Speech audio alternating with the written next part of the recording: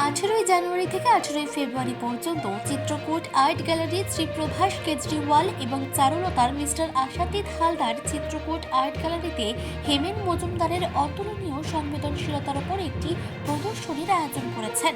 সকলকে আন্তরিকভাবে আমন্ত্রণ জানানো হচ্ছে মনোমুগ্ধকর চিত্রকর্মগুলি দেখার জন্য।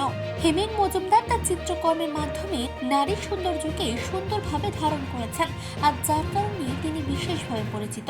তিনি বিংশ শতাব্দীতে ভারতের শিল্প জগতের একজন বিশিষ্ট রোমান্টিক প্রকৃতবিদ এবং একজন চিত্রশিল্পী হিসেবে আবির্ভূত হন। তিনি রাজা রবি বর্মার পরে সবচেয়ে জনপ্রিয় অয়েল পোর্ট্রেট আর্টিস্ট হিসেবে বিখ্যাত। তিনি বোম্বে আর্ট সোসাইটি থেকে 3টি স্বর্ণ পদক জিতেছিলেন। 1948 সালে কলকাতায় তার শেষ প্রদর্শনী হয়েছিল, যেখানে তিনি গ্রাম বাংলার জীবনকে তুলে ধরেছিলেন। এই প্রদর্শনীতে তার আঁকা ছবিগুলি তার আগের কাজের থেকেও আলাদা ছিল। চলুন জেনে নেব বিস্তারিত। হেমেন মজুমদারের শো শুরু হয়েছে। হেমেন মজুমদার ওয়েস্টার্ন স্টাইলে অয়েল পেন্টিং করতেন। উনি কিছু ওয়াটার কালারও করেছেন। ওনার অয়েল পেন্টিং এর এখানে আমরা শো করছি। উনি মেইনলি মহিলাদেরকে নিয়ে ছবি আঁকতেন। ওনার স্পেশালিটি হচ্ছে মহিলাদের ভেজা কাপড়। তাছাড়া উনি মহিলাদের অনেক লোকেশনে অনেক ভাবে ওনাকে এঁকেছেন। আপনাদের আশা করি খুব ভালো লাগবে। 16টা ছবি রয়েছে আর সব তেল রঙের আছে। আপনাদের আশা করি ভালো লাগবে।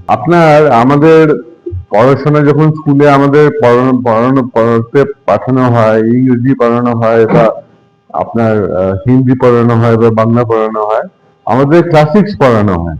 যে ক্লাসিক অথরগুলো যা লিখে গেছে সেটা পড়ানো হয়, সেটা থেকে শিক্ষা বাড়ে।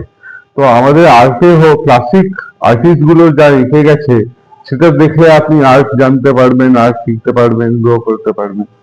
অ্যাপের ব্যাপারে আপনি কম্পিউটারকে যা বলবেন সেটা সেই রেখে দেবে, কিন্তু আপনি মাথা থেকে কিছু যদি বার করেন সেটা আপনাকে কম্পিউটারকে বলতে হবে। আসল তো আপনার মাথা আছে, কম্পিউটারও তো একটা যন্ত্র। আপনার হাতে এককালে তুলি কলম ছিল, সেটা দিয়ে আঁকতেন, এখন আপনি কম্পিউটার দিয়ে আঁকছেন। কিন্তু যে বিষয়বস্তু কি আঁকতে হবে, কি সামনে রাখতে হবে, সেটা তো আপনার মাথা থেকেই আসবে।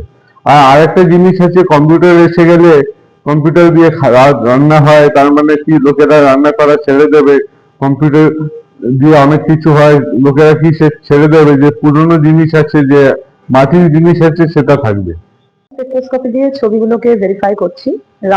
রামান স্পেকট্রোস্কোপি আমাদের চন্দ্রশেখর ভেঙ্কট রমন, হি ওয়াজ এমিনেন্ট ইন্ডিয়ান ফিজিসিস্ট, তিনি এটা প্রথম আবিষ্কার করেন। তো সেই ফিজিক্যাল প্রসেসের মাধ্যমেই আমরা এই কাজটা করছি। তো যখন আমরা একটা লাইট বিম একটা ছবির উপর দিই, তখন ইলেকট্রন গুলো ফ্লাকচুয়েট করে একটা স্পেকট্রা জেনারেট করে। তো সেই স্পেকট্রাটাকে এক্সামাইন করতে হয়, পরীক্ষা করে আমরা একটা গ্রাফ পাই। সেই গ্রাফটাকে অ্যানালাইজ করার পরে আমরা বুঝতে পারি কোন পিগমেন্ট, সেটার chemical analysis, inorganic organic both করে আমরা একটা ছবির অথেন্টিকেশনটাকে জাস্টিফাই করার চেষ্টা করছি। এখন আশা করি দর্শকদের ভালো লাগবে। এক একটা ছবি করতে জেনারেলি 2-3 দিনও লেগে যেতে পারে।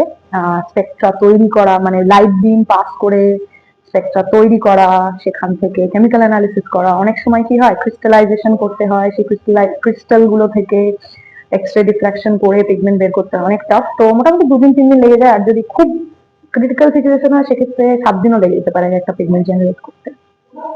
আমি অ্যাকচুয়ালি রিসেন্ট আমি স্টার্ট করেছি, খুব বেশি দিন হয়নি, হয়তো 2-3 মাস হয়েছে। কিন্তু আমি যেহেতু কেমিস্ট্রি স্টুডেন্ট এখন, তো অনেক দিন হয়ে গেছে এইসব কাজ করছি। 8-9 মাসের উপর হয়ে গেছে আমি জয়েন করেছি, তো অনেক দূরই জানি। অলোক পালের রিপোর্ট, চেতনা বার্তা, জেগে থাকে জাগিয়ে রাখে।